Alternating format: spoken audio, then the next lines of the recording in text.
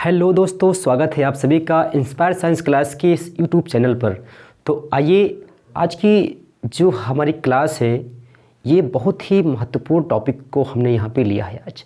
और आप देख सकते हैं कि ये एक बहुत ही ज़्यादा महत्वपूर्ण और बार बार पूछने वाला एग्ज़ाम में ये सवाल होता है, जो कि बोर्ड एग्ज़ाम में हमेशा इससे एक सवाल आता है। ठीक है, कभी कभी ये स्वयं आता है और 5 नंबर में ये सवाल आपको देखने को मिलता है। तो हाई स्कूल का एग्ज़ाम हो या फिर आपका फर्स्ट ईयर का एग्ज़ाम हो, तो आप देखेंगे कि एक क्वेश्चन यहाँ से आता है। और मैंने इस क्लास को नाम दिया है, ये ब्रेकअप वाली क्लास है। कौन सी है? ब्रेकअप वाली क्लास है, क्योंकि लोगों का दिल टूटता ही रहता है। और हम चर्चा आज इसी पर करने वाले हैं कि ये जो हार्ट है ये कैसे काम करता है, किस प्रकार से ये ब्लड को पंप करता है आपकी पूरी बॉडी में। तो आइए शुरू करते हैं। इस हार्ट की जो एनाटॉमी है, इस एनाटॉमी को समझेंगे और कैसे ये कार्य करता है, इस पर विस्तार से हम लोग चर्चा करेंगे। ठीक है, आइए शुरू करते हैं। आइए, चलिए देखिए, सबसे पहली चीज़ आप ये जान लीजिए कि जो हमारा यानी कि जो मानव संवहन तंत्र होता है, मानव संवहन तंत्र जो होता है वो 3 पार्ट से मिलकर के बना हुआ है। कितने पार्ट से? 3 पार्ट से मिलकर के बना हुआ है। तो देखिए कौन कौन से इसके पार्ट हैं। देखिए, मानव संवहन तंत्र के 3 पार्ट हैं या इसके 3 प्रकार हैं। ये देखिए, सबसे पहला वेरी फर्स्ट इसका जो है, इसमें आपका हार्ट आता है। क्या आता है? हार्ट आता है, यानी कि हृदय। सबसे पहला और मुख्य जो भाग है संवहन तंत्र का वो क्या है? वो हृदय है, यानी कि हार्ट है। और नेक्स्ट क्या है? देखिए नेक्स्ट है रक्त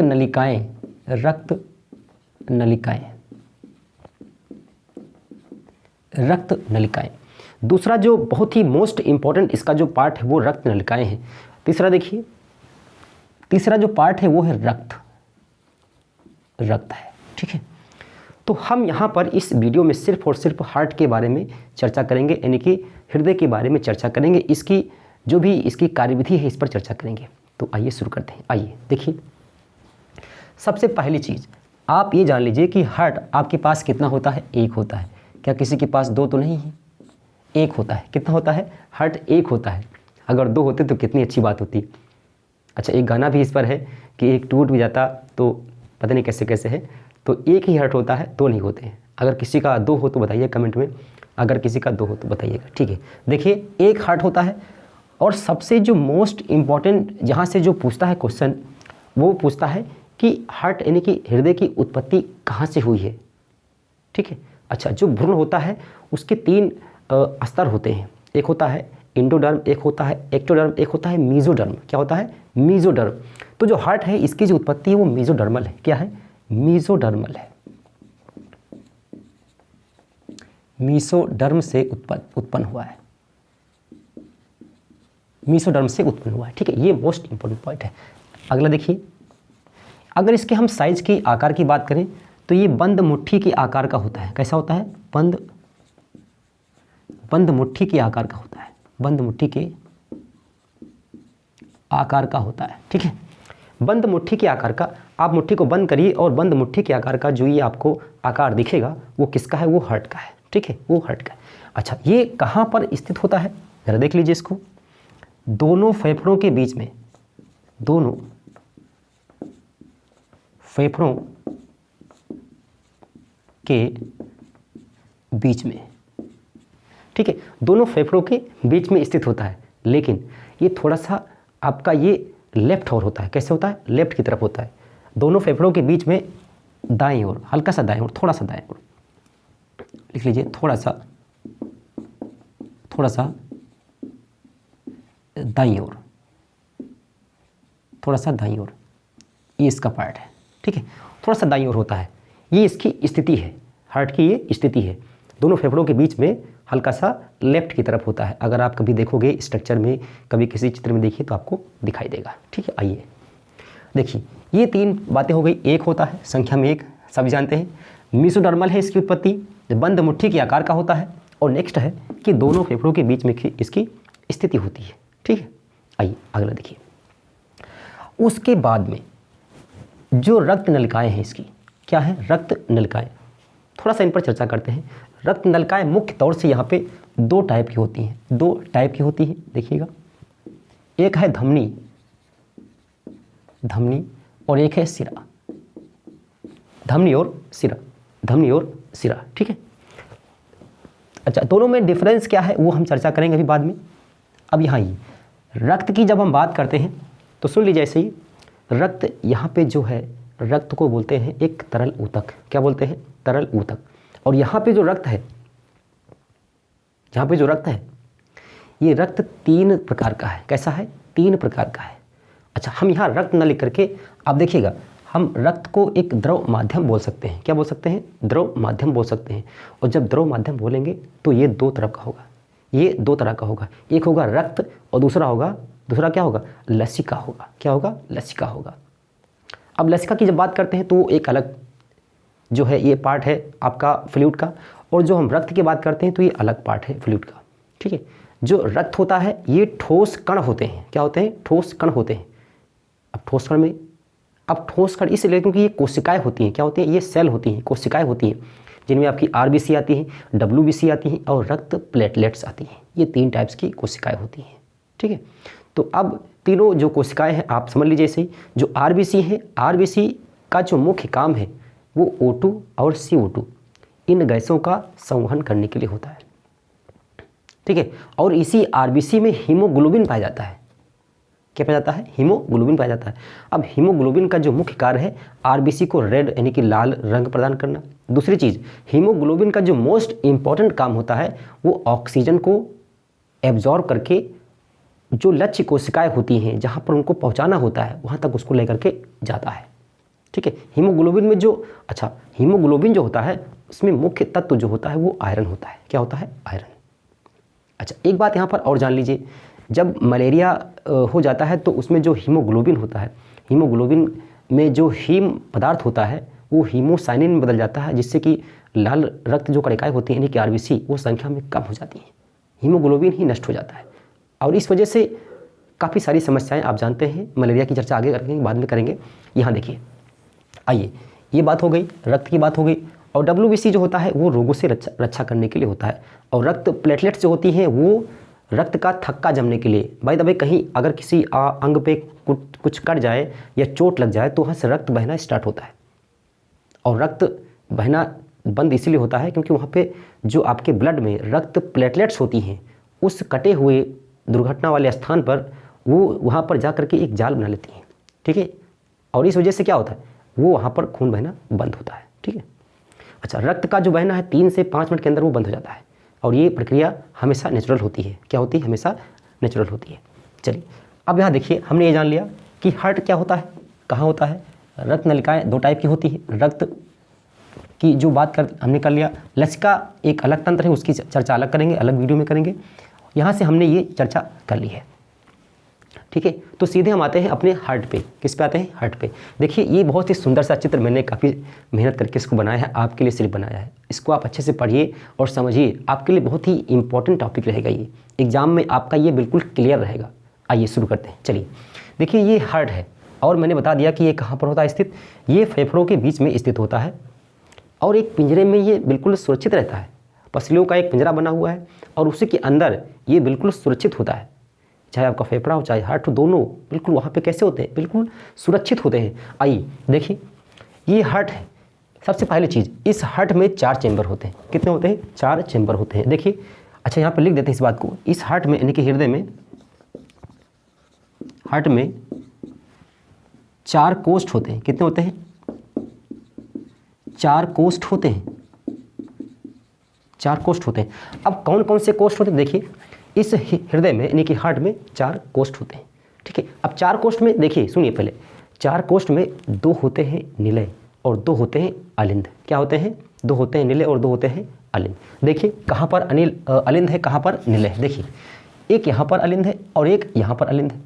ये आपका दायां अलिंद है और ये आपका बायां अलिंद है। अच्छा, ये अगर दायां है तो इसका मतलब ये इस ओर रहेगा। हार्ट को आप देखिए, ये मेरा दायां है, ठीक है। ये हमारा कैसा है? ये दाहिना है, तो ये भी दाहिना, यानी कि हार्ट इस तरह रखा हुआ है, ठीक है।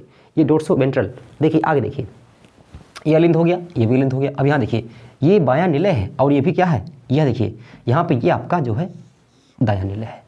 अच्छा, दोनों को 20 से डिवाइड करता है, दोनों को 20 से डिवाइड करता है। ये क्या है, ये एक विभाजिका है। ये क्या है, ये एक विभाजिका है, जो कि आपका ये जो है ये एक तंत्र है। और ये जो है ये जो पेशी है, अच्छा पेशी का नाम लेते ही एक चीज़ आ गया मेरे दिमाग में, जो हृदय की पेशियाँ होती हैं इन्हें कार्डियक या हृदय पेशी कहते हैं। अच्छा, ये उस पॉइंट को लिख देते हैं। जो हृदय होता है, हृदय अभी देखो ध्यान में आते हैं पॉइंट्स। हार्ट यानी कि जो हृदय है ये हार्ट, हृदय पेशी, कौन पेशी, हृदय पेशी। हृदय पेशी को बोलते हैं कार्डियक मसल्स, कार्डियक मसल्स।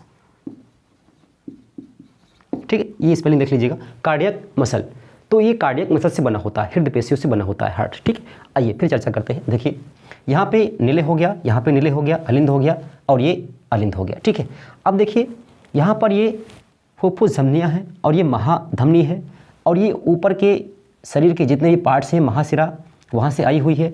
ये आपका शरीर के निचले भाग है, वहाँ से एक महाशिरा आई हुई है, वहाँ से एक महाशिरा आई हुई है। देखिए देखिए ये वाला पार्ट, इन सभी पार्ट की हम चर्चा भी करने वाले हैं। एक बार इसको हम अंडरलाइन कर दें जिससे कि इसमें मिक्स ना हो पाए। ठीक है, ये देखिए यहाँ से ये आपका ये वाला पार्ट था, ये वाला आपका ये वाला पार्ट है। ये विभाजिका है। विभाजिका क्या करती है, हार्ट को 2 पार्ट्स में डिवाइड करती है, 20 से अलग अलग कर देती है। जिसमें अब दोनों पार्ट में क्या चीज़ है, एक पार्ट में आपका जो है एक अलिंद होगा, एक निलय होगा, और दूसरे पार्ट में आपका एक निलय और एक अलिंद होगा। देखिए अब देखिए कार्यविधि इसकी समझिएगा। पहले सबसे पहली चीज़ की कार्यविधि को समझिए। देखिए ये एक हार्ट है, क्या है, एक हार्ट यानी कि हृदय है। आपके शरीर में ये शरीर के ऊपर के पार्ट से ये जो महाशिरा है ये आपके, अब देखिए यहाँ पे हार्ट है और हार्ट के ऊपर हमारे हाथ भी हैं और ये सिर है। ठीक है, तो सिर से हाथ से जो भी ब्लड आएगा वो कहाँ से आएगा, वो आपके इसी महाशिरा से होकर के कहाँ जाएगा, देखिए दाएं अलिंद में जाएगा। कहाँ जाएगा, दाएं अलिंद में जाएगा। बात समझिएगा।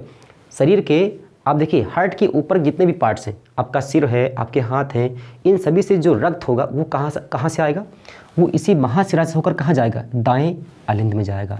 ठीक है, कहाँ जाएगा, दाएं अलिंद में जाएगा। अब शरीर के जो भी निचले पार्ट्स हैं, अब हार्ट के जो नीचे पार्ट है, आपके पैर हो गए, कमर, जो भी चीज़ें आपके इस हार्ट से नीचे हैं, वहाँ से जो भी रक्त होगा, कौन सा रक्त, अशुद्ध रक्त, कौन सा, अशुद्ध रक्त, वो सब कहाँ आएगा, वो सब आ करके आपके दाएं अलिंद में पहुँचेगा। कहाँ पहुँचेगा, दाएं अलिंद में पहुँच जाएगा। अब देखिए यहाँ से जब ये सिकुड़ेगा, ये जब संकुचित होगा, कौन, दायां अलिंद, तब ये जो रक्त होगा कौन सा, अशुद्ध वाला, ये आपका कहाँ आएगा, ये दाएं निलय में आएगा। कहाँ आएगा, दाएं निलय में आएगा। दाएं निलय से देखिए यहाँ पे एक वाल्व लगा हुआ है, दाएं निलय से जैसे ही अंदर आएगा ये वाल्व बंद हो जाएगा। जब ये बंद होगा तो ये खुलेगा और यहाँ से फिर ये जब ये ओपन होगा, ठीक है, जब ये ओपन होगा तो ये जो आपका अशुद्ध रुधिर है ये निकल कर कहाँ जाएगा, सीधे फुफ्फुस धमनी में जाएगा। कहाँ जाएगा, फुफ्फुस धमनी में जाएगा, जो कि कहाँ जुड़ी हुई है, जो कि फेफड़ों से जुड़ी हुई है। अब देखिए आपके पास फेफड़े कितने हैं, 2 हैं, एक देखिए यहाँ जा रहा है और एक आपका यहाँ जा रहा है। ये भी आपकी फुफ्फुस धमनी ही है, ये फेफड़ा और ये फेफड़ा। तो देखिए अशुद्ध रुधिर यहाँ से आया, यहाँ से वापस गया, कहाँ गया, फुफ्फुस धमनी में गया, और यहाँ से अब देखिएगा यहाँ आपके पास फेफड़ा होगा, क्या होगा, फेफड़ा। अशुद्ध रुधिर शुद्ध कहाँ होता है, ये सवाल बहुत पूछा गया है। तो अशुद्ध रुधिर कहाँ शुद्ध होता है, ये फेफड़ों में शुद्ध होता है। ठीक है, कहाँ शुद्ध होता है, ये कहाँ होता है शुद्ध, ये फेफड़ों में शुद्ध होता है। चलिए अब देखिए यहाँ से जब ये फेफड़ों में जाएगा तो फेफड़ों, अब देखिए ये है आपका फुफ्फुस शिरा, तो हम इसको दिखाते हैं आपको। ये देखिएगा, मान लीजिए ये आपका फेफड़ा है, क्या है ये फेफड़ा है और ये आपका जो है फुफ्फुस शिरा। तो देखिए अशुद्ध रुधिर कहाँ गया, ये फेफड़ों में गया, फेफड़े में गया। फेफड़े में जाने के बाद में ये शुद्ध हुआ। शुद्ध होने का मतलब बस ये होता है कि उस रुधिर में जो CO2 है वो बाहर छोड़ दी जाए और O2 को वहाँ से ले लिया जाए, बस यही है शुद्ध करने की प्रक्रिया, और कुछ नहीं है। तो यहाँ क्या हुआ, CO2 और O2 का आदान प्रदान हुआ और उसके बाद में रुधिर आपका शुद्ध हो गया। शुद्ध होने के बाद में रुधिर कहाँ आया, देखिए फुफ्फुस शिराओं से हो करके सीधे कहाँ गया, बाएं अलिंद में आ गया। कहाँ गया, बाएं अलिंद में आ गया। बाएं अलिंद से रुधिर देखिए अब इस वाल्व से होते हुए कहाँ आएगा, अब देखिए बाएं निलय में आएगा। और बाएं निलय में जैसे ही रुधिर आ जाएगा वैसे ही ये वाल्व बंद हो जाएगा और तुरंत ये जो बायां निलय है इस ब्लड को इस वाले महाधमनी से होते हुए इसको पुनः पूरे शरीर में भेज देगा।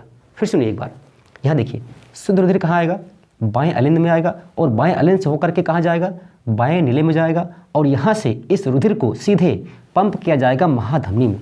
कहाँ करेंगे पंप इसको, महाधमनी में करेंगे और महाधमनी से होते हुए ये पूरा रुधिर आपके पूरे शरीर में पहुँच जाएगा। ठीक है, पूरे शरीर में पहुँच जाएगा।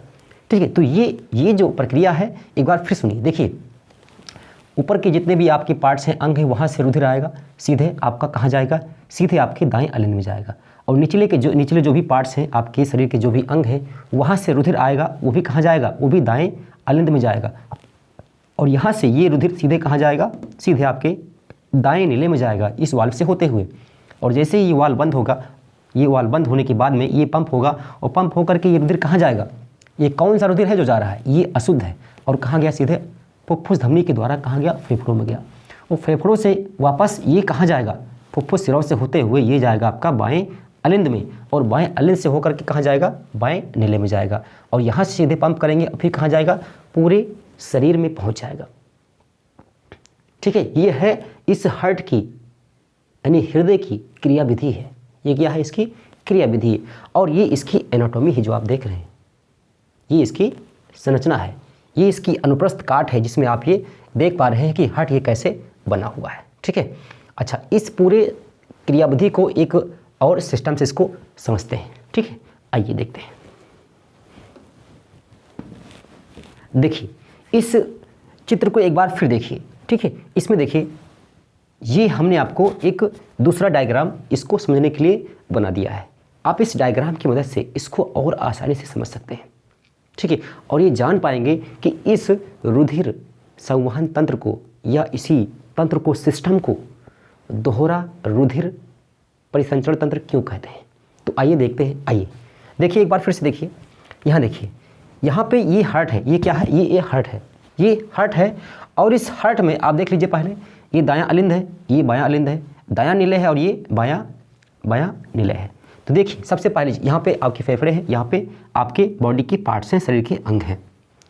तो सबसे पहली चीज़, शरीर के अंग से जो भी आपका अशुद्ध रुधिर होगा, अच्छा अशुद्ध रुधिर को एक बात समझ लीजिएगा, रक्त और प्लस में CO2 इसे बोलते हैं अशुद्ध रुधिर, अशुद्ध रुधिर और रक्त और प्लस में O2 इसे बोलते हैं शुद्ध रुधिर, शुद्ध रुधिर इसी को बोलते हैं बीऑक्सीजनित, बीऑक्सीजनित रुधिर और इसको बोलते हैं ऑक्सीजनित रुधिर। ठीक है, समझ लीजिए ऐसे ही। देखिए यहाँ देखिए मेन मुद्दा यहाँ पर है। देखिए शरीर के जो भी पार्ट्स हैं, अंग हैं, उनसे अशुद्ध रुधिर निकल कर कहाँ जाएगा, सीधे आपके दाएं अलिंद में जाएगा और यहाँ से ये पंप किया जाएगा कहाँ पर, दाएं नीले में और यहाँ से होते हुए ये कहाँ जाएगा, फुफ्फुस धमनी के द्वारा कहाँ जाएगा, फेफड़ों में और फेफड़ों से पुनः ये फुफ्फुस सिरा के द्वारा शुद्ध होगा। यहाँ पे क्या होगा, यहाँ पे रुधिर शुद्ध किया जाएगा। ठीक है, CO2 और O2 का यहाँ पे आदान प्रदान होगा और जिससे कि आपका रुधिर आपका शुद्ध होगा। शुद्ध होने के बाद में देखिए आगे फुफ्फुस सिरा के द्वारा ये शुद्ध रुधिर कहाँ जाएगा, बाएं नीले में जाएगा और यहाँ से होते हुए ये जाएगा आपके बाएं नीले में और यहाँ से इसको पंप कर देंगे महाधमनी के द्वारा, पूरे शरीर में फिर से ये पहुँच जाएगा। अच्छा इसीलिए अब देखिएगा, देखिए 1 और 2, इस हार्ट में 2 सेक्शन है। मैंने पहले ही कहा इसमें 2 सेक्शन है। एक आपका कौन सा है, एक अलिंद नीले का अलग सिस्टम है और एक अलिंद नीले का अलग सिस्टम है।